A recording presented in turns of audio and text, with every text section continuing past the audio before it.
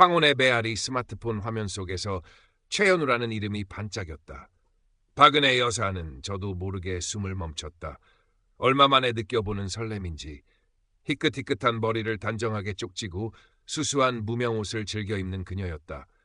평생을 초등학교 교단에서 아이들을 가르치다 3년 전 정년 퇴임했다. 5년 전 인생의 동반자였던 남편을 먼저 떠나보낸 후 경기도 양평의 한적한 전원주택은 그녀에게 너무도 넓고 고요한 공간이 되어버렸다. 아들, 딸은 모두 제 가정을 꾸려 서울에 살고 있었고 가끔 안부 전화가 걸려올 뿐이었다. 창밖으로는 아담한 정원이 사계절 다른 빛깔을 선사했지만 그 아름다움마저도 홀로 감당하기엔 버거운 날들이었다. 문화센터에서 배우는 수묵화만이 유일한 낙이었다. 먹향을 맡으며 난을 칠 때면 잠시나마 마음의 평온을 찾을 수 있었지만 붓을 놓으면 어김없이 밀려드는 적막감에 가슴 한구석이 시리곤 했다. 그날은 유독 외로움이 뼛속까지 스며드는 듯한 오후였다. 며칠 전 문화센터 그림반 동료인 김 여사가 언니 심심하면 황혼의 쉼터라는 시니어 커뮤니티 한번 들어가봐.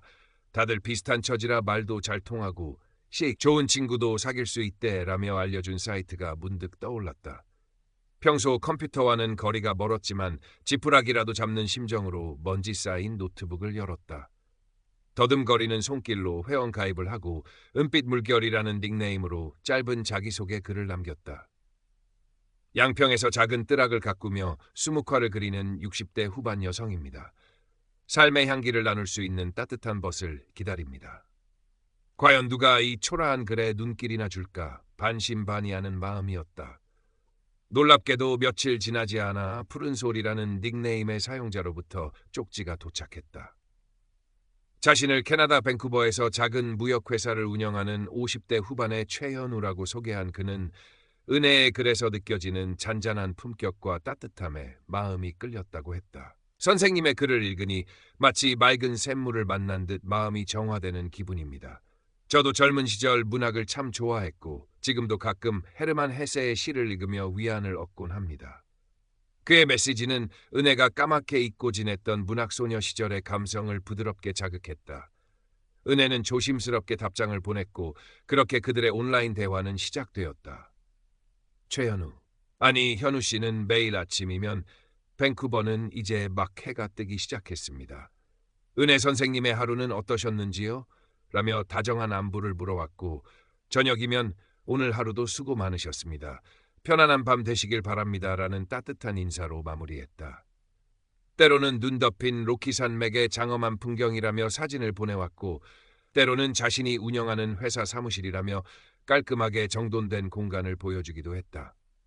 은혜가 좋아하는 윤동주의 시를 언급하면 그는 기다렸다는 듯이 저도 별 해는 밤을 가장 좋아합니다.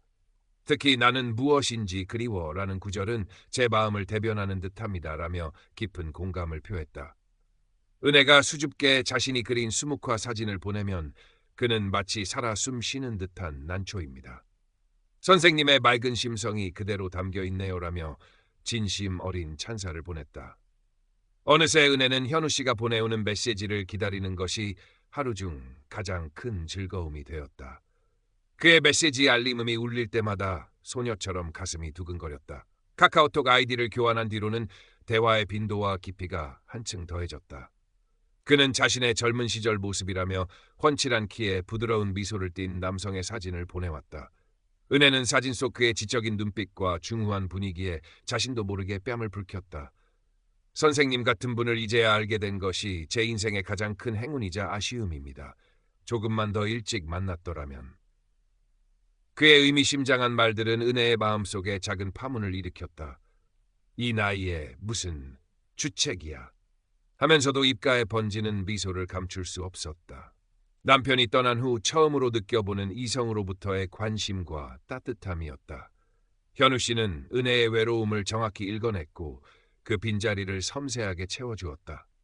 밤늦도록 이어지는 카카오톡 대화창의 푸른 불빛은 더 이상 외로움의 상징이 아니었다. 그것은 은혜에게 새로운 삶의 가능성이자 꺼져가던 마음에 불을 지핀 희망의 불씨였다. 한 달 반쯤 지났을까. 늘 밝고 여유로워 보이던 현우 씨의 목소리가 그날따라 유난히 무겁고 지쳐 보였다.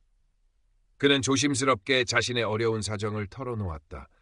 한국에 있는 지인에게 큰 돈을 빌려주었는데 그 지인이 갑자기 사업에 실패하면서 돈을 돌려받지 못하게 되었다는 것이었다. 당장 다음 주에 캐나다에서 중요한 계약건이 있는데 그 계약금을 마련하지 못하면 회사가 큰 위기에 처할 수도 있다고 했다. 은혜 선생님께 이런 염치 없는 부탁을 드리게 될 줄은 꿈에도 몰랐습니다. 정말 죽고 싶은 심정입니다. 혹시 300만 원 정도만 다음 주까지만 빌려주실 수 있으실까요? 계약만 성사되면 바로 이자까지 쳐서 갚겠습니다. 제 명예를 걸고 약속드립니다. 은혜는 순간 가슴이 철렁 내려앉았다. 평생 누구에게 돈을 빌려준 적도 없는 그녀였다. 하물며 얼굴 한 번 본 적 없는 온라인상의 인물에게 그것도 적지 않은 돈을 선뜻 내어준다는 것은 상상조차 하기 어려운 일이었다. 하지만 수화기 너머로 들려오는 그의 절박한 목소리, 그동안 그가 보여준 진솔하고 따뜻한 모습들이 주마등처럼 스쳐 지나갔다. 이 사람이 나에게 거짓말을 할 리가 없어.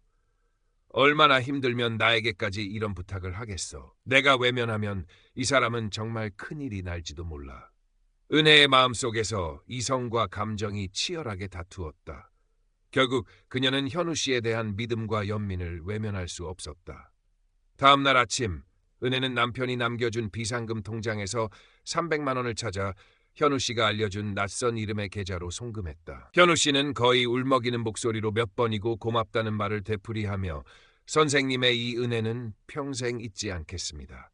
조만간 꼭 한국에 들어가서 정식으로 인사드리고 이 은혜를 갚겠습니다라고 약속했다. 그리고 그날 밤 그는 은혜에게 떨리는 목소리로 고백했다. 은혜 씨, 감히 이런 말씀을 드려도 될지 모르겠지만 저는 은혜 씨를 진심으로 사랑하게 된 것 같습니다. 이런 감정은 제 아내를 떠나보낸 후 처음입니다. 은혜의 뺨 위로 뜨거운 눈물이 주르륵 흘러내렸다. 이것이 정녕 사랑이라면, 황혼역에 찾아온 마지막 기적이라면 그녀는 기꺼이 모든 것을 내어줄 수 있을 것만 같았다. 그 후 현우 씨의 금전 요구는 마치 미리 짜인 각본처럼 점점 더 대담하고 교묘하게 이어졌다. 처음에는 어머니께서 갑자기 쓰러지셔서 급하게 수술비가 필요하게 되었습니다. 은혜 씨 외에는 제가 기댈 곳이 없습니다. 라며 동정심에 호소했고 은혜는 주저없이 또다시 수백만 원을 보냈다. 다음에는 한국으로 돌아가기 위해 비행기표를 예매했는데 갑자기 캐나다 세관에서 과거 사업 관련 세금 문제로 출국 금지 조치를 내렸습니다. 약간의 보석금만 마련하면 바로 풀려나 은혜 씨 곁으로 갈 수 있는데 라며 애간장을 태웠다. 요구 액수는 눈덩이처럼 불어나 수천만 원에 이르렀고 은혜는 결국 정년 퇴직금과 작은 아파트 전세금까지 빼내 현우 씨에게 송금했다.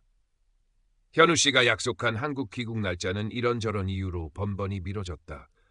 갑자기 중요한 사업상 파트너가 바뀌는 바람에 계약 조건이 변경되어 시간이 좀 더 필요하게 되었습니다. 무리한 일정 탓인지 건강이 급격히 악화되어 당분간 요양이 필요합니다. 등 그의 변명은 끝이 없었다. 그럼에도 불구하고 그는 매일 아침 저녁으로 달콤한 사랑의 메시지를 보내왔고 은혜의 건강을 염려하며 살뜰히 챙겼다. 은혜는 그의 말을 믿으면서도 마음 한구석에서는 불안감과 함께 희미한 의심의 그림자가 점점 짙어지는 것을 느꼈다. 하지만 이미 너무 많은 돈과 감정을 그에게 쏟아부었고 그와의 행복한 미래에 대한 헛된 희망을 놓아버릴 용기가 없었다. 이번만 잘 해결되면, 이번만 넘기면 정말 모든 것이 좋아질 거야. 그녀는 애써 자신을 위로하며 그의 말을 믿으려 했다. 서울에 사는 딸 지연, 38세 출판사 편집자는 일주일에 한두 번씩 어머니 은혜에게 안부 전화를 걸었다. 그런데 언제부턴가 어머니의 목소리에 이전과 다른 불안감이 섞여 있음을 느꼈다. 가끔 돈 이야기가 나오면 유난히 예민하게 반응하거나 통화 중에 누군가의 눈치를 보는 듯한 느낌도 받았다. 엄마, 요즘 무슨 일 있으세요? 목소리가 영 안 좋으신데 혹시 어디 편찮으신 거예요? 지연이 걱정스럽게 물으면 은혜는 아니다. 괜찮다. 그냥 좀 피곤해서 그래. 너는 내일이나 신경 써라라며 애써 말을 돌리곤 했다. 지연은 그런 어머니의 모습이 어딘가 부자연스럽다고 느꼈지만 바쁜 직장 생활과 육아에 치여 깊이 파고들지 못했다. 그러던 어느 주말 오랜만에 아이들을 데리고 양평 친정집을 찾은 지연은 어머니의 방에서 우연히 낯선 이름으로 거액이 여러 차례 이체된 은행 거래 명세서 뭉치를 발견했다. 최현우. 이 사람은 누구지? 이렇게 큰 돈이 왜 이 사람에게 간 걸까? 지연은 순간 심장이 쿵 하고 내려앉는 것을 느꼈다.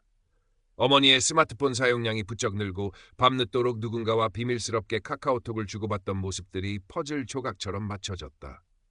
그날 밤 아이들을 재우고 난 지연은 밤늦도록 자신의 노트북 앞에 앉아 인터넷을 뒤졌다. 검색창에 로맨스 스캠, 노인 대상 온라인 사기, 해외 교포 사업가 빙자 금전 요구 등의 키워드를 입력하자 수많은 피해 사례들이 쏟아져 나왔다. 그 중에는 어머니의 상황과 너무나 흡사한 이야기들도 많았다. 지연은 떨리는 손으로 어머니가 현우 씨에게 받았다는 프로필 사진 파일을 찾아 구글 이미지 검색을 시도했다. 몇 초 뒤 화면에 나타난 검색 결과는 충격 그 자체였다. 그 사진은 캐나다의 한 유명 의류 브랜드의 중년 모델이 몇 년 전 찍었던 화보 사진 중 하나였다. 심장이 걷잡을 수 없이 뛰기 시작했다. 현우 씨가 어머니에게 들려주었다는 달콤한 이야기들, 그의 사업, 그의 가족, 그의 과거, 그 모든 것이 정교하게 조작된 거짓일 수 있다는 생각에 지연은 온몸에 소름이 돋았다. 다음 날 아침, 지연은 밤새 모은 자료들을 들고 어머니의 방으로 들어갔다. 그리고 떨리는 목소리로 자신이 알아낸 사실들을 하나하나 털어놓았다. 엄마, 그 최연우라는 사람, 아무래도 사기꾼인 것 같아요. 엄마한테 보낸 사진도 전부 가짜고 그 사람이 했던 말들도 다 거짓말이에요. 인터넷에 찾아보니까 엄마랑 똑같은 수법으로 당한 사람들이 너무 많아요. 그러나 은혜의 반응은 지연의 예상과는 너무나 달랐다. 은혜는 딸이 내미는 자료들을 거칠게 밀쳐내며 버럭 소리를 질렀다. 네가 뭘 안다고 함부로 짓거리는 거냐. 그 사람은 절대로 그런 사람이 아니야. 나를 진심으로 아끼고 사랑한다고. 네가 뭘 알아, 네가. 은혜의 얼굴은 분노와 배신감으로 일그러져 있었다. 평생을 현명하고 이성적으로 살아왔다고 자부했던 그녀에게 자신이 이런 어처구니 없는 사기에 놀아났다는 사실은 도저히 받아들일 수 없는 치욕이었다. 딸이 자신과 현우 씨의 순수한 사랑을 시기하고 의심하는 것이라고, 그래서 없는 말을 지어내는 것이라고 믿고 싶었다. 지연은 어머니의 완강하고 절망적인 모습에 가슴이 미어졌지만 여기서 물러설 수는 없었다. 엄마, 제발 정신 좀 차리세요. 그 사람은 엄마의 감정을 이용하고 돈을 뜯어내려는 사기꾼일 뿐이라고요. 두 모녀 사이에는 날카로운 말들이 오갔고 결국 은혜는 다시는 내 앞에 나타나지 마라 하는 절규와 함께 딸을 집에서 내쫓다시피 했다. 지연과의 격렬한 다툼 후 은혜는 더욱더 현우 씨에게 의지했다. 마치 폭풍우 속에서 유일한 등대를 발견한 난파선의 선장처럼. 현우 씨는 딸과의 갈등으로 상처받은 은혜의 마음을 따뜻하게 감싸주었다. 우리 사이를 시기하고 방해하려는 사람들이 있겠지만 그럴수록 우리의 사랑은 더욱 굳건해질 거예요. 아무 걱정 말아요. 나의 은혜 씨, 내가 다 해결할게요. 그의 목소리는 그 어느 때보다 부드럽고 확신에 차 있었다. 그리고 며칠 뒤 그는 마치 마지막 승부수를 던지듯 은혜에게 제안을 해왔다. 은혜 씨, 드디어 모든 것을 해결하고 당신 곁으로 갈 수 있는 절호의 기회가 찾아왔어요. 한국에 아주 유망한 부동산 개발 사업이 있는데 여기에 5천만 원만 더 투자하면 한 달 안에 몇 배로 불려서 당신에게 진 빚도 모두 갚고 우리가 함께 살 안락한 보금자리도 마련할 수 있습니다. 이게 우리의 마지막 기회예요. 제발 저를 한 번만 더 믿고 도와주세요. 만약 이번에도 당신이 저를 도와주지 않으면 저는 정말 모든 것을 잃고 파멸하고 말 겁니다. 그의 목소리에는 처절함마저 묻어났다. 은혜 명의의 집을 담보로 대출을 받아달라는 그의 말은 비수처럼 그녀의 가슴에 깊숙이 박혔지만 이번이 정말 마지막이라면 그동안 내가 쏟아부은 돈과 마음을 생각해서라도 그리고 그 사람을 잃고 싶지 않아 하는 복잡한 심리가 그녀를 워담했다. 어쩌면 이것이 모든 것을 되돌릴 수 있는 마지막 기회일지도 모른다는 신락 같은 희망이 그녀를 사로잡았다. 은혜는 며칠 밤낮을 뜬 눈으로 지새우며 고민에 고민을 거듭했다. 창백하게 마른 얼굴로 떨리는 손으로 은행 대출 서류를 작성하던 그 순간 요란한 초인종 소리와 함께 지연이 다급한 표정으로 집 안으로 뛰어들어왔다. 지연의 손에는 여러 장의 서류 뭉치가 들려 있었다. 엄마, 제발 이것만 한번 보세요. 제발요. 지연은 밤새도록 추가로 조사하고 발로 뛰어 찾아낸 결정적인 증거들을 어머니 앞에 펼쳐놓았다.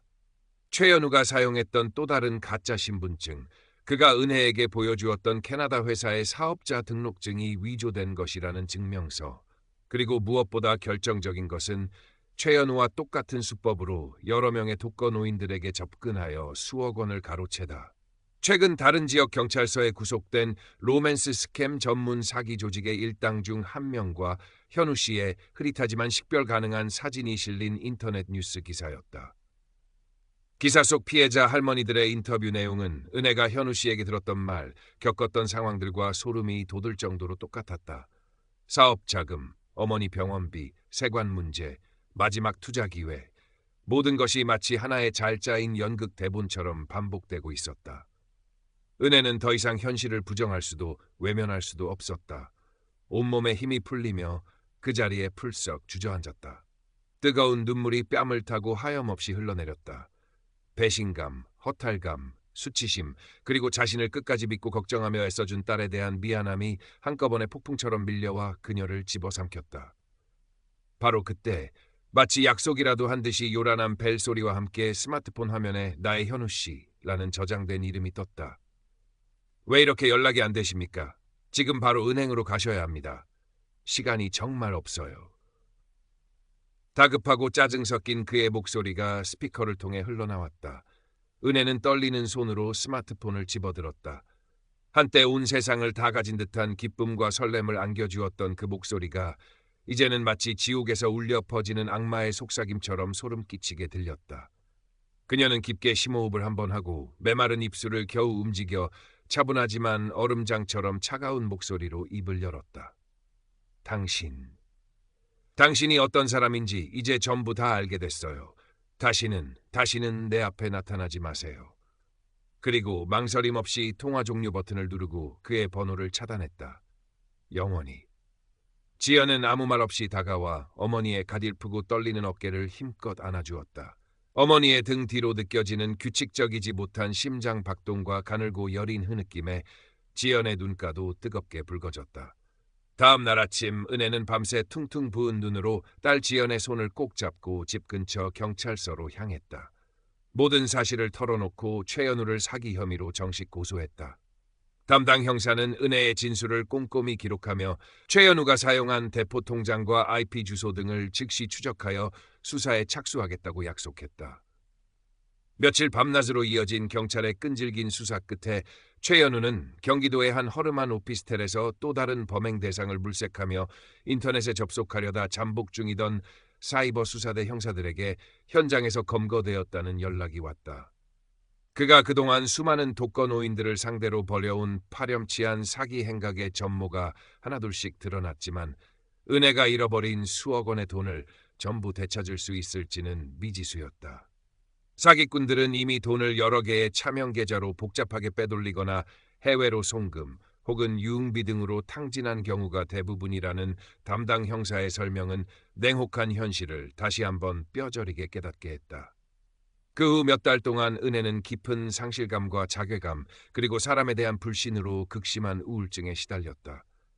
밤에는 악몽에 잠을 설쳤고 낮에는 아무것도 손에 잡히지 않아 멍하니 창밖만 바라보는 날들이 이어졌다. 한때 삶의 유일한 낙이었던 그림붓조차 들 힘이 없었다. 하지만 곁을 묵묵히 지키며 헌신적으로 보살피는 딸 지연의 따뜻한 위로와 격려 속에서 그리고 정기적인 심리 상담을 통해 은혜는 아주 조금씩 마음의 상처를 추스르기 시작했다. 지연은 어머니를 위해 매주 양평집을 찾았고 함께 정원을 가꾸거나 조용한 강변을 산책하며 어머니의 말벗이 되어주었다. 시간이 약이라는 말처럼 계절이 두어 번 바뀌고 나서야 은혜는 다시 붓을 잡을 용기를 냈다. 예전처럼 맑고 청아한 수묵화를 그리지는 못했지만 자신의 어지럽고 혼란스러웠던 마음과 슬픔, 분노의 감정들을 격렬한 필치와 어두운 색채로 캔버스 위에 쏟아냈다. 그것은 그녀 나름의 힘겨운 치유의 과정이었다. 다시 따스한 봄볕이 양평의 작은 정원을 감싸던 어느 날 은혜는 자신의 쓰라린 경험이 다른 누군가에게는 결코 반복되지 않기를 바라는 간절한 마음으로 지역 노인복지관에서 주최하는 스마트폰 금융사기 예방 강좌에 강사로 나서기로 결심했다. 처음에는 수많은 사람들 앞에서 자신의 치부를 드러내는 것 같아 망설였지만 지연의 응원에 용기를 냈다. 떨리는 목소리였지만 진솔하게 자신의 피해 사례를 이야기하며 온라인 세상의 달콤한 유혹 뒤에 숨겨진 위험과 진정한 인간관계의 소중함에 대해 이야기했다. 그녀의 이야기에 귀 기울이며 함께 눈시울을 붉히고 따뜻한 격려의 박수를 보내주는 사람들의 모습 속에서 은혜는 작은 위안과 함께 새로운 삶의 의미를 발견했다. 강좌를 마치고 집으로 돌아온 은혜는 오랜만에 자신의 정원 한쪽에 이제를 펴고 앉았다. 햇살 아래 환하게 반짝이는 연분홍 철쭉꽃들, 지저귀는 이름 모를 산새들의 정겨운 노랫소리, 그리고 멀리 남한강 쪽